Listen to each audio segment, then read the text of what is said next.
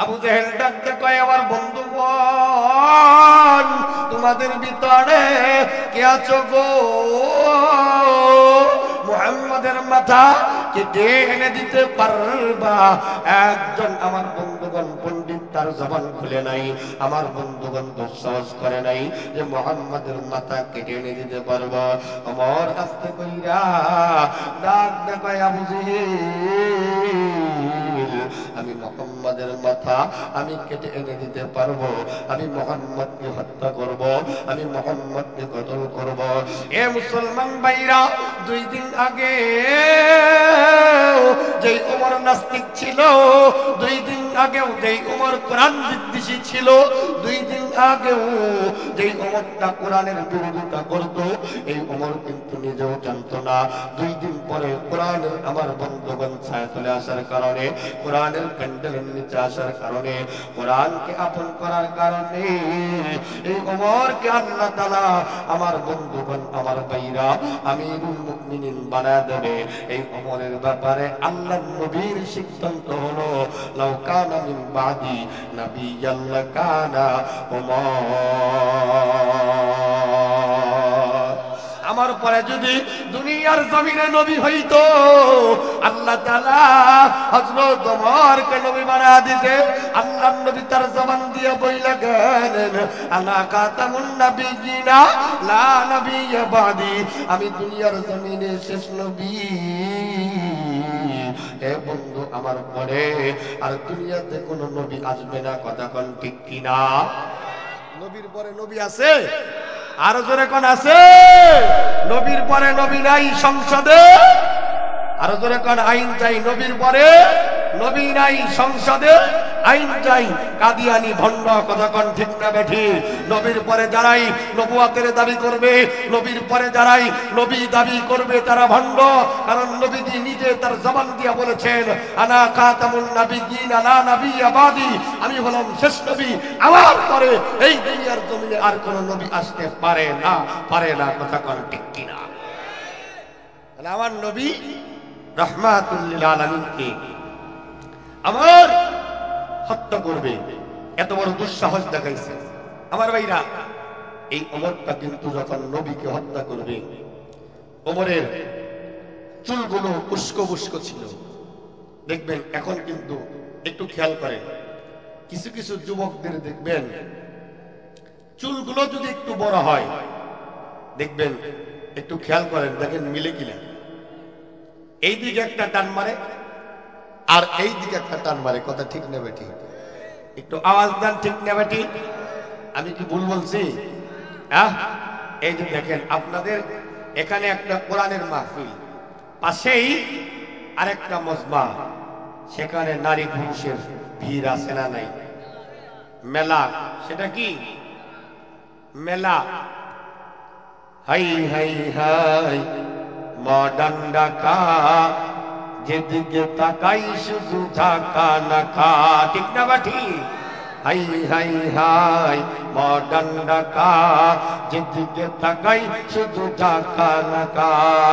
ঠিক না বাঠি? যাও বাংলাদেশ গাও, তবে ইচ্ছা মতো গাও, মন চাহিলে বেঁচে গিয়ে জাহান্নামে যাও। ঠিক না বাঠি? এই যে আমাদের অবস্থা, নারী পুরুষের ভিড়, এটার থেকে আমাদের দূরে আসা দরকার আছে না নাই? আরেকটু আস্তে কর, আরেকটু আস্তে কর। আমার ভাইরা, এই জন্য যুবক দেখবেন একদিকে এদিকে একটা মারে আর এই দিকে একটা মারে, আর মাঝে মাঝে দেখবেন তিরিং তিরিং করে চলে। কথা ঠিক না বেঠি? ওর দিকে তাকানো যায় না, ওর কাছে যাওয়া যায় না। মুরব্বীদের দেখলে সিনা টান টান করে হাঁটে। কথা ঠিক না বেঠি? সালাম তো দেয় না, আরো মুরব্বীদের সাথে বেয়াদবি স্বরূপ আচরণ করে। কথা কোন ঠিক না বেঠি? বর্তমানের মাইয়া ফুলার সমান সমান মা, লম্বা চুল কাটিয়া আবার মাথায় লাগায় ক্যাপ। ও আল্লাহ রে, কোন দুনিয়ায় পাঠাইলা আমারে? আল্লাহ রে, আল্লাহ রে, কোন দুনিয়ায় পাঠাইলা আমারে? হিন্দি গানের টান মারিয়া রাস্তা দিয়া যায়, গানের সুর বুকটা ফাটা যায় ও আল্লাহরি কোন দুনিয়ায় পাঠাইলা আমারি আল্লাহরি আল্লাহরি কোন দুনিয়ায় পাঠাইলা আমারি বর্তমানের মাইয়া পুনার দেখো কি কারবার মগাই পিছে মগি সামনে হুন্ডারি ড্রাইভার ও আল্লাহ রে কোন দুনিয়ায় পাঠাইলা আমারি আল্লাহ রে আল্লাহ রে কোন দুনিয়ায় পাঠাইলা আমারি লা ইলাহা জোরে লা ইলাহা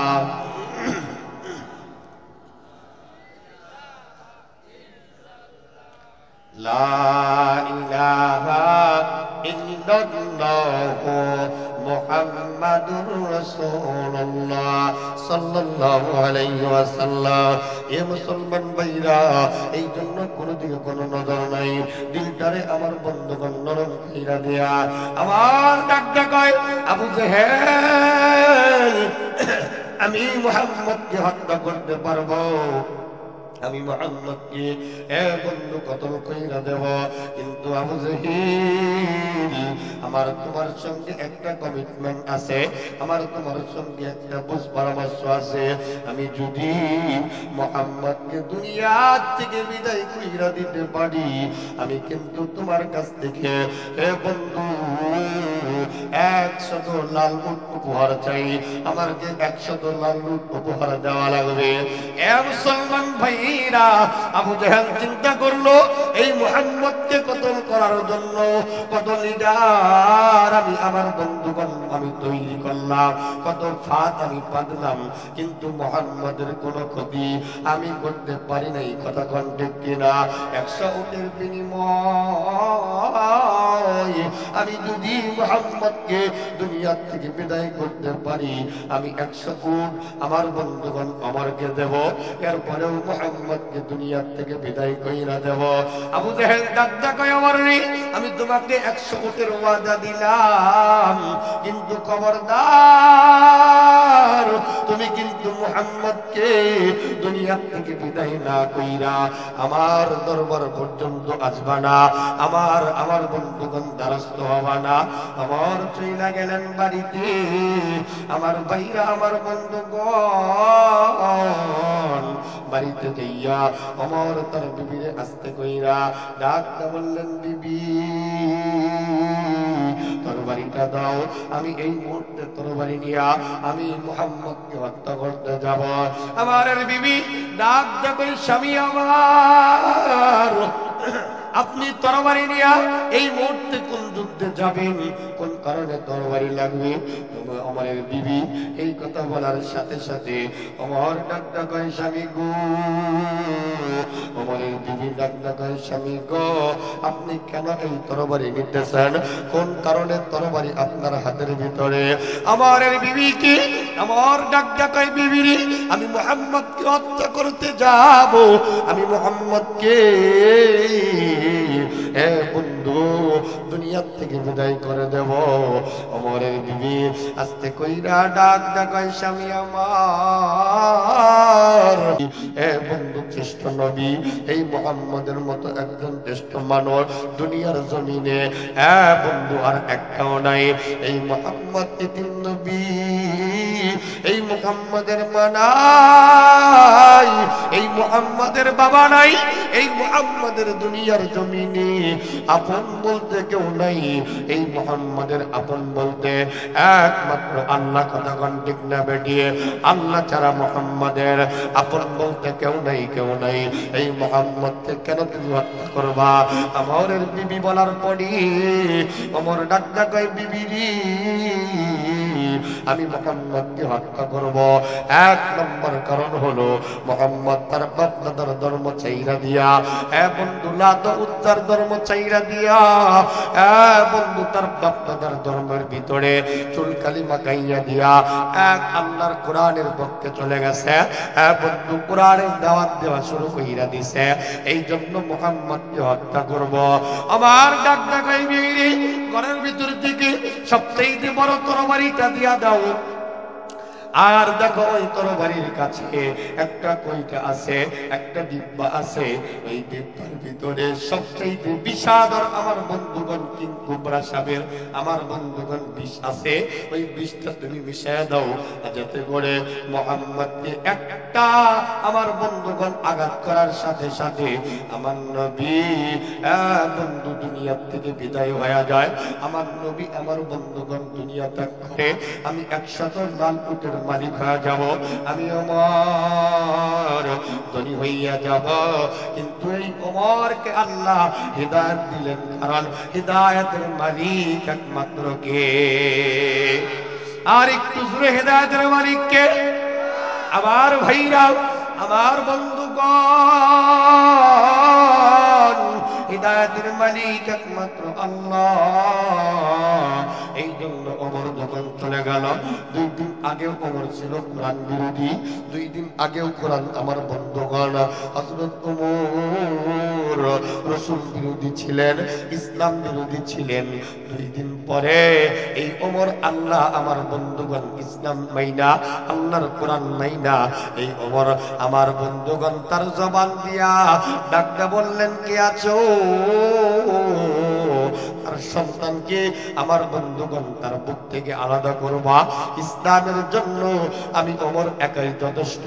কে আছো? তার স্বামী আমার বন্ধুগণ স্ত্রীকে বিধবা করবা, আমি একাই ওমর যথেষ্ট।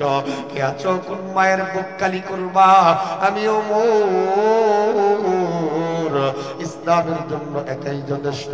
আল্লাহ নবীকে আল্লাহ তাআলা আমার বন্ধুগণ ওমরকে আমার বন্ধুগণ সেনাপতি বানায় দিলেন, ওমরকে হাতিয়ার বানায় দিলেন, ওমরকে নবীর জন্য আমার বন্ধুগণ ইসলামের জন্য বন্ধু কোরআনের জন্য আল্লাহ তাআলা কবুল কইরা হিদায়াত দিয়া ওমরকে লাউকানা মিন বাদি নাবিয়্যান লাকানা ওমর।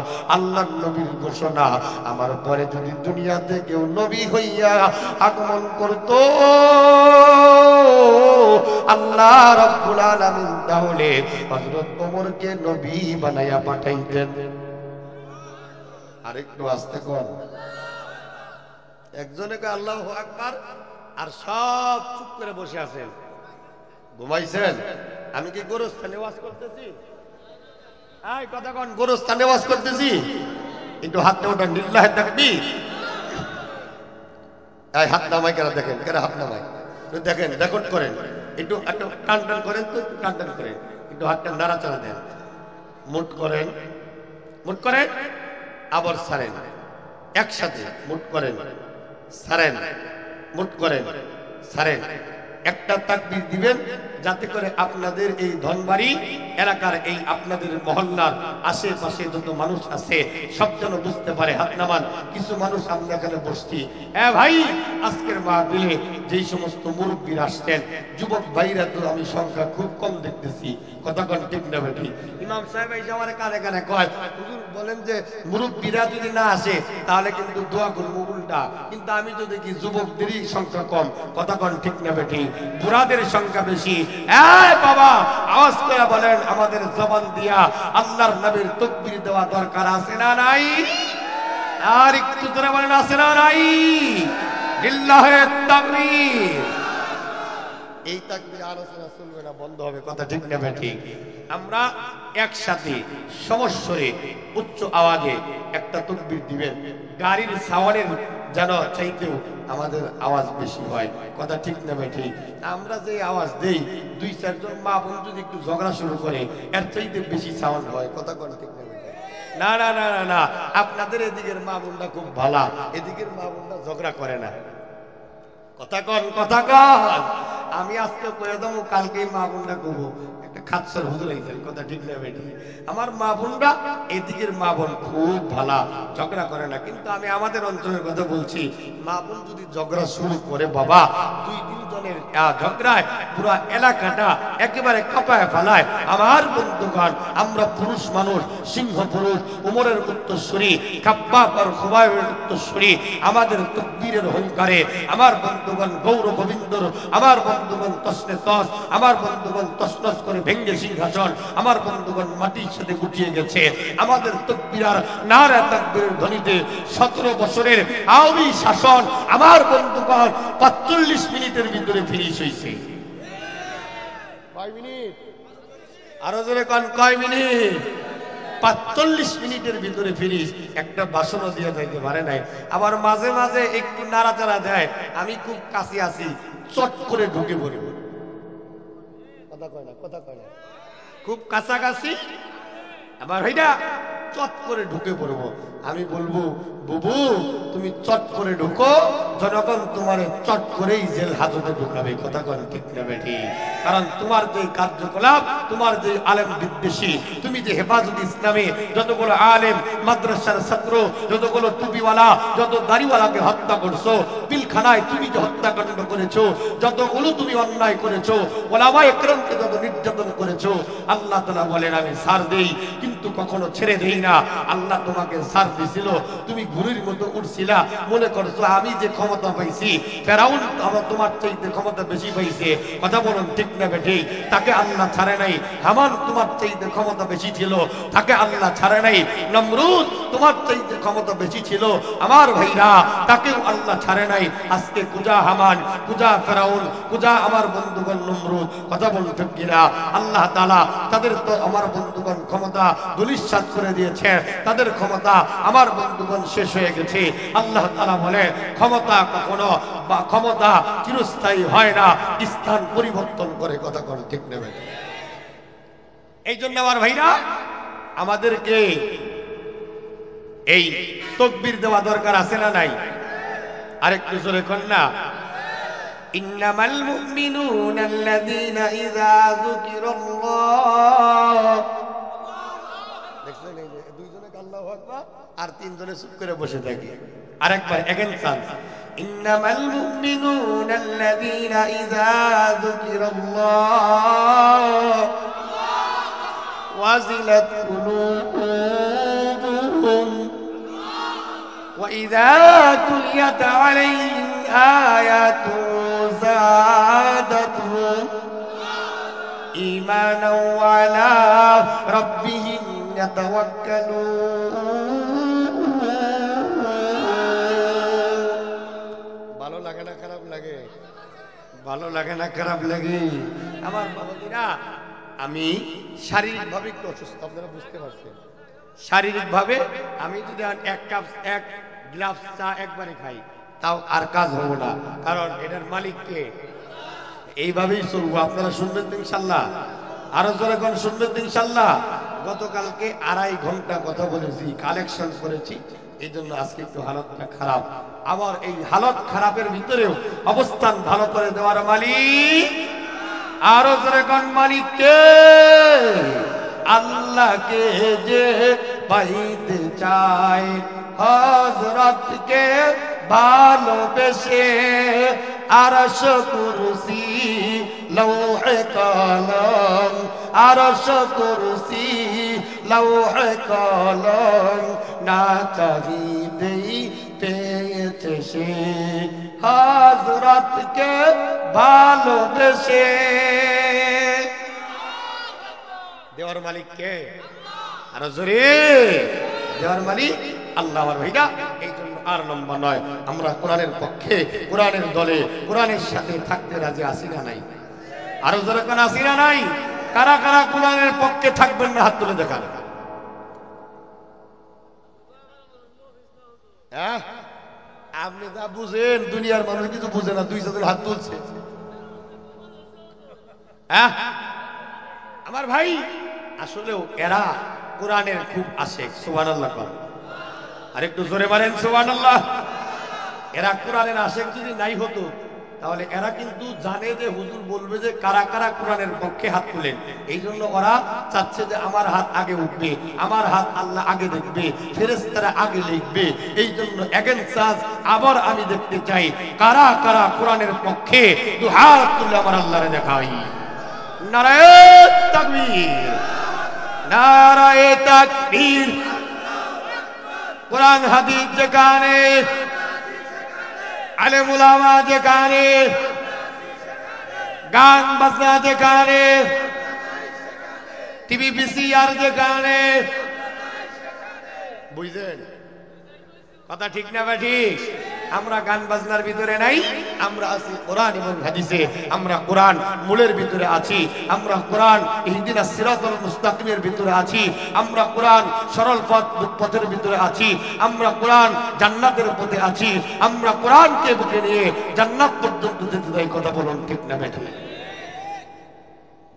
আমার ভাইরা, আমার বন্ধুগণ, আমি আপনাদের মাঝে পবিত্র কোরআনুল কারীম থেকে এ বন্ধু প্রসিদ্ধ বন্ধু একটা আয়াতে কারিমা তেলাওয়াত করেছি। এই আয়াতের তরজমা तमाम পৃথিবীর মানুষদেরকে আমার আল্লাহ মেসেজ দিয়া জানায় দিলেন, মানুষ আমি আল্লাহ তোমাদেরকে বানায় দিলাম, আমি আল্লাহ তোমাদের পাঠাইলাম, আমি আল্লাহ তোমাদেরকে দুনিয়ার জমিনে পাঠাইয়া আমি আল্লাহর নবীকে জানায় দিলেন, নবী আপনি तमाम পৃথিবীর মানুষদের জানায় দেন, আল্লাযী খালাকাল মাউতা ওয়াল হায়াতা লিয়াবলুয়াকুম আইয়ুকুম আহসানু আমালা। আমি মানুষকে দুনিয়ার জমিনে হায়াত দিয়া দিলাম, আবার এই হায়াত দিয়া আমি আল্লাহ কুল্লু নাফসিন যায়িকাতুল মাউত, আবার আমি আল্লাহ এই মানুষগুলোকে মৃত্যু দান করলাম। আচ্ছা ভাই, মরার পরে আপনার জিন্দেগি শেষ, দুই চারজন কয় শেষ, আর সবাই চুপ করে বসে আছে। বলুন, মরার পরে কবরে আপনার জিন্দেগি আছে না নাই? নাকি মরলেন এটাই শেষ? একটা মানুষ যখন মারা যায়, চাচা যখন মারা যাবে, আমি যখন মারা যাব, যুবক ভাই আপনি যখন মারা যাবেন, একটু খেয়াল করেন, মারা যাওয়ার সাথে সাথে সর্বপ্রথম আপনার যেই জিনিসটা, যেই দৌলতটা, যেই গৌরবটা, যেই জিনিসটা আপনার থেকে দূরে সরে যায়, সেটা হলো আপনার নাম। কথা বল, সেটা কি? আপনি আজকে মারা গেলে 1 ঘন্টা পরে আপনার বন্ধু এসে বলবে লাশটা কোথায়? কথা ঠিক না?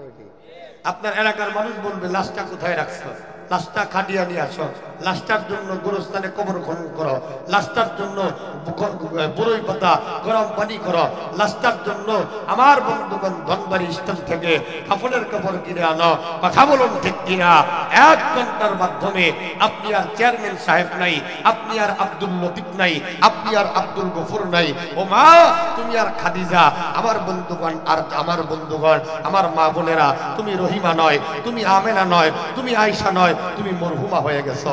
কথা বলুন ঠিক ঠিক ঠিক? তোমার জন্য 500 টাকা পাওয়ার, তোমার জন্য বরই পাতা গরম পানি করে বাবা আপনাকে যখন পানিগুলো, গরম পানিগুলো যখন আপনার শরীরের ভিতরে দেবে, আপনি তখন আপনার এই জবান দিয়া, আমার বন্ধুগণ আপনার হাত ঠিক আছে কিন্তু হাতের বাক শক্তি নাই, আপনার পা আছে কিন্তু পায়ের বাক শক্তি নাই, আপনার বডিটা ঠিকই আছে কিন্তু বডির বাক শক্তি নাই।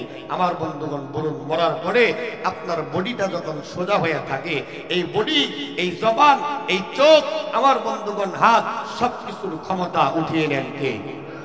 আরো জোরে কোন কে? কিন্তু আমার ভাইরা, আপনি সব কিছু দেখতেছেন, আপনি সব জানতেছেন, আপনার কাছের একজন বন্ধু আপনার গোরস্থানে, আমার বন্ধুগণ আপনার জন্য, আমার বন্ধুগণ গোর খুঁজতে চলে গেল, আপনার কাছের একজন মানুষ বন্ধু আপনার জন্য, আমার বন্ধুগণ বরই পাতা গরম পানির ভিতরে দিয়া আপনার গোসল করানোর জন্য মুশারির তল পর্যন্ত নিয়ে গেল। বাবাজি অ্যাটেনশন প্লিজ বন্ধুরে, এ যুবক ভাই, ও পর্দার মাগো, এ ধনবাড়ির বাবাজি, এ টাঙ্গাইলের বাবাজি, একটু দিল দিলটারে নরম কইরা দেন। আপনি যখন আমার বন্ধুগণ মৃত্যুবরণ করবে, আপনার লাশটার সামনে নিয়া আপনার বন্ধু, আপনার আপনজন, আপনার পাড়া প্রতিবেশী, আপনার জন্য আমার বন্ধুগণ বড়ই পাতা গরম জল যখন আমার বন্ধুগণ গরম পানি করবে, আপনার বন্ধু আপনার জন্য আমার বন্ধুগণ বাসযুগ থেকে বাস যখন আমার বন্ধুগণ কেটে আনবে, আর কিছু এলাকার মানুষগুলো আমার বন্ধুগণ গোরস্থানে যাইয়া আপনার জন্য আমার বন্ধুগণ গর্তটা খনন করবে। আমার বন্ধুগণ শেষ বাড়িটা, আপনার শেষ জায়গাটা, আমার বন্ধুগণ যেখানে আপনার একেবারে চিরস্থায়ী জিন্দেগি যাপন করা লাগবে, বন্ধু ওই জায়গার নাম হলো কবর। চিন্তা করে দেখো না, কবরে কি যাইবা না, যেই কবরে আল্লাহ সারা বন্ধু কেউ থাকবে না, যেই কবরে আল্লাহ সারা বন্ধু কেউ থাকবে না, চিন্তা করে দেখো না, কবরে কি যাইবা না। অবশেষের ঠিকানা শুধুই মাটির বিছানা। আজান কানে শুনিয়া কেমনে থাকো ঘুমাইয়া, মরণের লাগিয়া কি তোর একটু মায়া লাগে না, কবরের আযাবের কথা একটু স্মরণ করো না, চিন্তা করে দেখো না, কবরে কি যাইবা না, যেই কবরে আল্লাহ সারা বন্ধু কেউ থাকবে না, যেই কবরে আল্লাহ সারা বন্ধু কেউ থাকবে না, করে দেখো না, কবরে কি যাইবা না, অবশেষের ঠিকানা শুধুই মাটির বিছানা। ঠিক না বা ঠিক? এ মুসলমান ভাইরা, এ মুরব্বী বাবাজি, এ যুবক বন্ধু, এ আমার মধ্যহারের মাগ, আমি তোমাদের বিনীতভাবে আরজ কইরা যাই, আপনি যখন মারা যাবেন, আপনি সব দেখতেছেন, আপনার আপনজন, আপনার বন্ধু বান্ধব আপনার জন্য কাফনের কাপড় কিনে আনলো, আপনারে গোসল করানোর জন্য, আপনারা যখন কাটিয়ার ভিতরে, বন্ধু কাটিয়ার ভিতরে শোয়াইয়া আপনাকে যখন গরম পানি আপনার শরীরের ভিতরে যখন দিয়া দিছে, এত গরম পানি আমার বন্ধু আপনি সহ্য করতে পারেন নাই, আপনি ডাক্তার বললেন, আপনার বাসায় আপনি বলতেছেন, বন্ধুরে এত গরম পানি আমি আমার শরীরে সহ্য করতে পারি নাই, আপনি আমাকে আমার বন্ধুগণ কি করে দেন, আপনি একটু পানিটা ঠান্ডা কইরা দেন।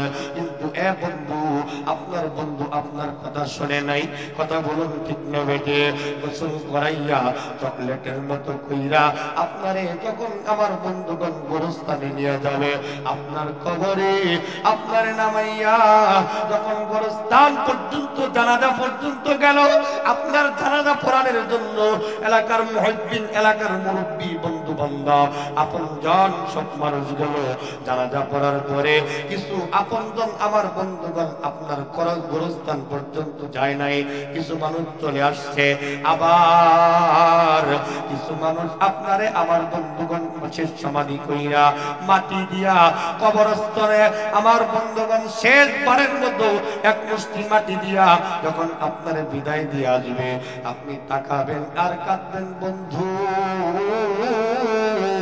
আপনি বলবেন এই ঘর আমার জন্য একা ঘর, এই সব বিচ্ছুর ঘর, অন্ধকার ঘর, যেই ঘরে কোনো সাথী নাই, কোনো বাতি নাই, যেই ঘরে আমার বন্ধুগণ কোনো এয়ার কন্ডিশন নাই, আমার বন্ধুগণ কোনো সিস্টেম নাই, একা একা থাকার জায়গা, একেবারে মাটির ঘর। আল্লাহর রাসূল বলেন, আল কবরু রাউযাতুম মিন রিয়াদিল জান্নাহ আও দুফরাতুম মিন হুফারিন নার। আবার রাসূল বলেন, তুহফাতুল মুমিনিন